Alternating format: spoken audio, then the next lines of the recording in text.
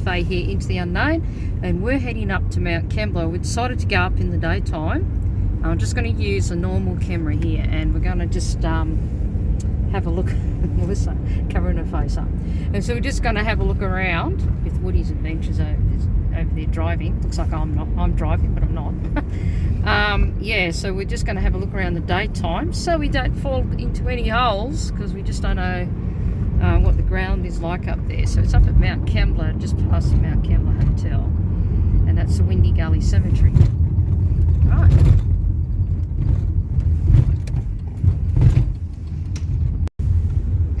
Daytime, it is starting to get on dusk,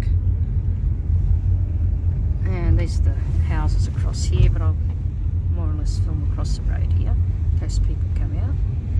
And we're not far now from the Windy Gully Cemetery. What we've done, we've gone up to the lookout and we turn around and come back. It's just down there, so I'm gonna hop out in a minute and just have a quick look in the daytime before we come back tonight. So Woody's just going to pull up here somewhere. Yeah, I think this is a good spot. Okay, just get out of the car here. We'll be using this camera here. I'll be using the selfie stick later, and possibly a what's the thing you put on your head called? The GoPro, the headlight. The headlight, yeah. So I'm just going to get out of the car. Oh, beautiful area Mount Kembla is. And just walk over here a bit. Okay, this is the entrance here to the cemetery. Got to watch the cars here. Nothing coming. No. Just walk across here. Just watch where I'm going. It is very muddy because I had quite a lot of rain the last couple of months down in Illawarra. And this is pretty much the cemetery here. Now, according to my stepson Caden, he's going to join us tonight with a friend or two. There's a walking track that that goes here somewhere. Oh, that's muddy. Oh, yuck. And there's a signpost over there. If I can just zoom in. Oh, it's a bit blurry there, it's hard to see, but it says Windy Gully. Very old cemetery. This is the burial site where the 1902 mining disaster, but this isn't the only cemetery. Down the hill there's also another one, which I'll also show you as we drive back down. See the old headstones. Oh, I can't read anything of that. I'll tell you what, it's hard to read some of the headstones.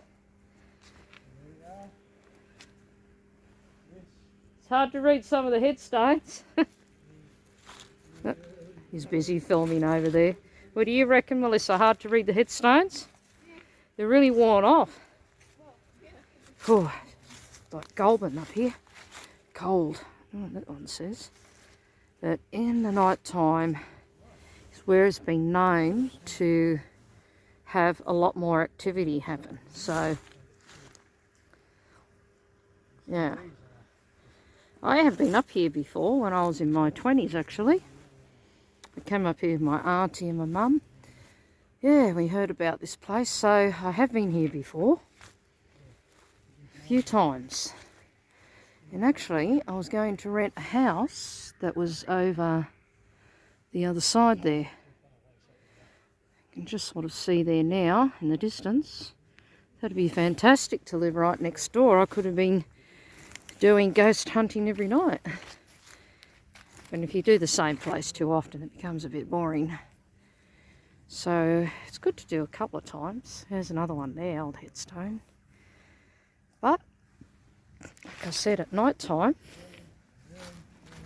would make a really big difference, I think, because Caden did say he's seen something. Not sure it was here or on one of the walking tracks, but he said it was very eerie feeling. So, and he said, like he said, he didn't see anything in the daytime, and I haven't sort of picked anything up here, I don't think, on the camera. So, just look back down this way. There's a lot more darker areas down here. I haven't been down this side. In fact, some of these have only just got headstones, and they're that old that they've just some of them's just deteriorated altogether. As you can see, this gravesite here is really, really old. Couldn't even see the writing on there. Really, really old. Very tragic. It was 1902 when the mining disaster happened. I actually have a ghost photo I took at the Mount Kembla Hotel, and it was one of those seats that were actually taken out of the church at the time of the mining disaster. And strangely enough, you see two ghost figures in there. One that's a child, which is odd, in colour, coming out the side of my head. I only found that by accident when I was doing some photo editing for publicity shots when I was doing my music. And I've even got it before I did the editing, and you can see by the two pictures that the ghosts are definitely there. Like, there's one in the background and it looks like a soldier, or possibly one of the miners, because when I looked back at the old photos of the disaster, the hat was exactly the same. Now, my mum didn't pick it up in there, but I certainly did, and a few other people. But the one that's close to me in colour is very, very noticeable. And you can see it clear as day. So I've captured a few ghosts, especially of recent. So I'm really hoping to catch some on film than just in photographs, which hasn't happened yet. But in my last video, we did the Kenmore hospital, asylum I should say, a door did move on its own. But we're going to go to the Kenmore hospital, which we found, and there's an old house across the road. This is up at Goulburn, and it's very haunted apparently, and so is all the buildings on the other side. So we're hoping to get into those buildings, and that'll be probably next weekend, and that'll be my new video after this one. So we've got the Goulburn Memorial World War One, which is just an adventure, and this is back to paranormal stuff,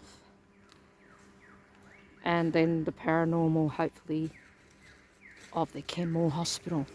Anyway, guys, we'll be back here tonight. See you then, Into the Unknown. Don't forget to subscribe and like.